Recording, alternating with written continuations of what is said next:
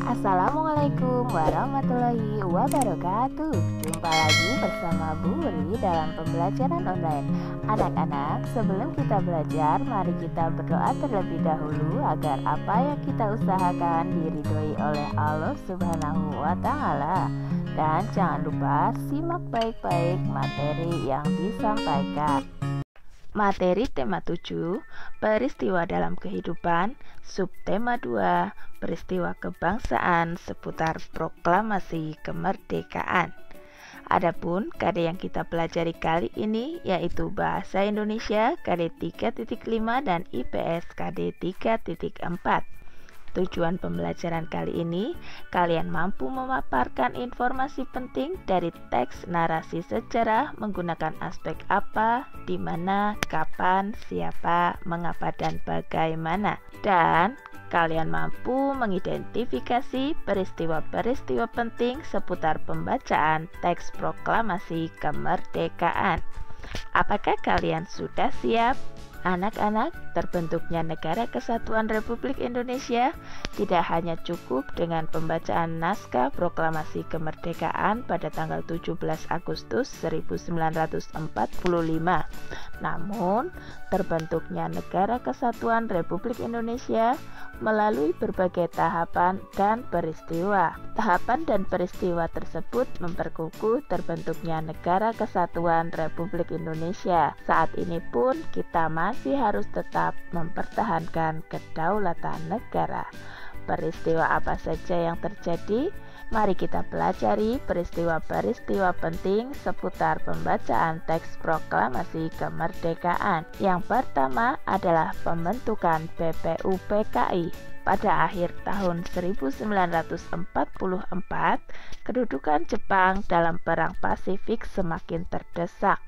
Jepang menegaskan kembali janjinya untuk memberikan kemerdekaan kepada bangsa Indonesia. Letnan Jenderal Kumakichi Harada membentuk BPUPKI atau Badan Penyelidik Usaha-Usaha Persiapan Kemerdekaan Indonesia atau Dokuritsu Junbi Chosakai pada tanggal 1 Maret 1945. BPUPKI diketuai oleh Rajiman Wedyodiningrat dan bertugas menyelidiki berbagai kebutuhan untuk membentuk sebuah negara yang merdeka. BPUPKI mengadakan sidang resmi tanggal 28 Mei 1945 sampai 1 Juni 1945. Sidang ini menghasilkan rumusan dasar negara yaitu Pancasila. Peristiwa yang kedua adalah pembentukan PPKI. BPUPKI dibubarkan pada tanggal 7 Agustus 1945 dan digantikan oleh PPKI, Panitia Persiapan Kemerdekaan Indonesia atau Dokuritsu Junbi Inkai yang diketuai oleh Soekarno. PPKI mengesahkan Pancasila sebagai dasar negara pada tanggal 18 Agustus 1945. Peristiwa yang ketiga adalah peristiwa Rengas Dengklok, pengeboman kota Hiroshima pada tanggal 6 Agustus 1945 dan Nagasaki pada tanggal 9 Agustus 1945 menyebabkan Jepang mengalami kekalahan dan pemerintahan Jepang di Indonesia mengalami kekosongan. Akhirnya, golongan muda mendesak untuk segera melaksanakan proklamasi kemerdekaan Indonesia. Namun, golongan tua menolak dengan alasan proklamasi harus dipersiapkan dengan matang. Golongan muda yang tidak setuju dengan golongan tua kemudian menculik Soekarno dan Hatta ke Rengas Dengklok. Hal tersebut bertujuan agar Soekarno dan Hatta fokus dan tidak terpengaruh pemikiran lain untuk mempersiapkan kemerdekaan. Bagaimanakah peristiwa pembacaan teks proklamasi? Sejak Jumat pagi tanggal 17 Agustus 1945, rakyat Indonesia berkumpul di rumah Soekarno. Mereka ingin menyaksikan pembacaan teks proklamasi. Pengibaran bendera merah putih dilakukan oleh Suhud dan Latif Hendra Ningrat, sedangkan bendera merah putih dijahit oleh Ibu Fatmawati. Berita proklamasi disiarkan secara berturut-turut melalui radio, surat kabar, pamflet, dan poster. Nah anak-anak, mari kita kenal lebih lanjut tentang siapa proklamator kemerdekaan Indonesia. Yang pertama adalah Insinyur Soekarno. Insinyur Soekarno dikenal pandai berpidato dan menguasai beberapa bahasa asing, sehingga dijuluki sebagai singa podium. Beliau lahir di Surabaya, Jawa Timur pada tanggal 6 Juni 1901.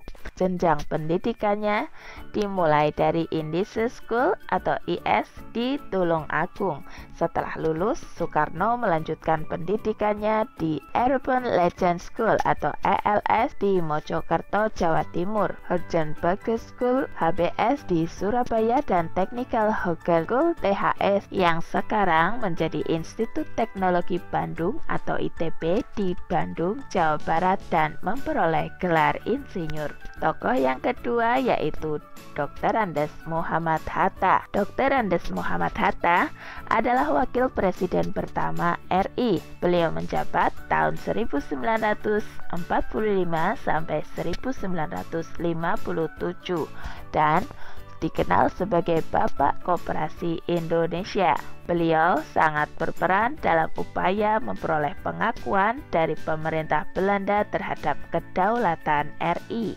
Muhammad Hatta lahir di Bukit Tinggi, Sumatera Barat pada tanggal 12 Agustus 1902.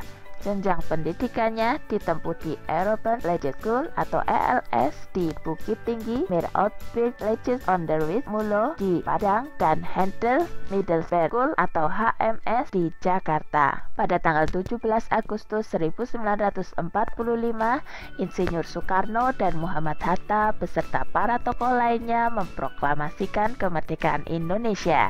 Insinyur Soekarno membacakan teks proklamasi kemerdekaan dan Dr. Andes Muhammad Hatta sebagai pendampingnya. Bahkan dalam teks proklamasi tersebut tercantum nama dan tanda tangan mereka berdua atas nama bangsa Indonesia. Oleh karena itulah Insinyur Soekarno dan Dr. Andes Muhammad Hatta diberi gelar sebagai pahlawan proklamator pada tahun 1986.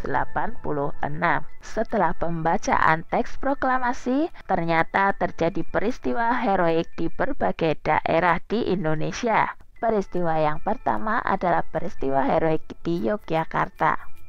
Perebutan kekuasaan di Yogyakarta dimulai pada tanggal 26 September 1945 sejak pukul 10 waktu Indonesia Barat. Para pegawai pemerintah dan perusahaan yang dikuasai Jepang melakukan aksi mogok.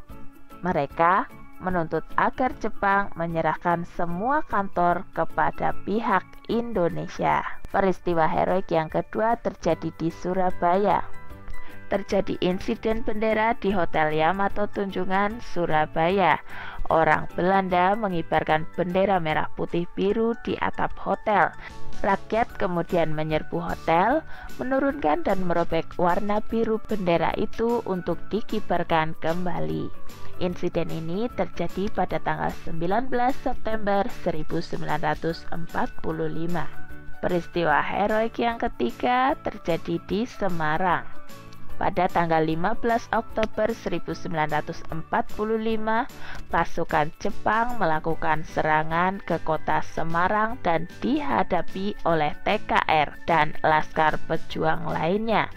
Pertempuran berlangsung selama 5 hari. Akibat pertempuran ini, ribuan pemuda gugur dan ratusan orang Jepang tewas. Untuk mengenang peristiwa itu, di Semarang didirikan Monumen Tugu Muda. Peristiwa heroik selanjutnya terjadi di daerah Aceh. Pada tanggal 6 Oktober 1945, para pemuda dari tokoh masyarakat membentuk Angkatan Pemuda Indonesia atau API. Anggota API kemudian merebut dan mengambil alih kantor-kantor pemerintahan. Di tempat-tempat yang telah mereka rebut, Para pemuda mengibarkan bendera merah putih dan berhasil melucuti senjata tentara Jepang. Peristiwa heroik di Bali terjadi pada bulan Agustus 1945. Pemuda Bali membentuk organisasi Angkatan Muda Indonesia atau AMI dan Pemuda Republik Indonesia atau PRI. Upaya perundingan untuk menegakkan kedaulatan RI telah mereka upayakan, tetapi pihak Jepang selalu menghambat. Pada tanggal 13 Desember 1945, para pemuda hendak merebut kekuasaan dari Jepang secara serentak, tetapi belum berhasil karena persenjataan Jepang masih kuat. Peristiwa heroik di Sumbawa, bentrokan fisik antar pemuda dan Jepang terjadi di Gempe, Sape, dan Raba. Peristiwa heroik di Kalimantan. Rakyat Kalimantan juga berusaha menegakkan kemerdekaan dengan cara mengibarkan bendera merah putih, memakai lencana merah putih, dan mengadakan rapat-rapat. Namun kegiatan ini dilarang oleh pasukan sekutu yang sudah ada di Kalimantan. Rakyat tidak menghiraukan larangan sekutu sehingga pada tanggal 14 November 1945 di Balikpapan depan markas sekutu berkumpul lebih kurang 8.000 orang dengan membawa bendera merah putih. Peristiwa heroik di Palembang.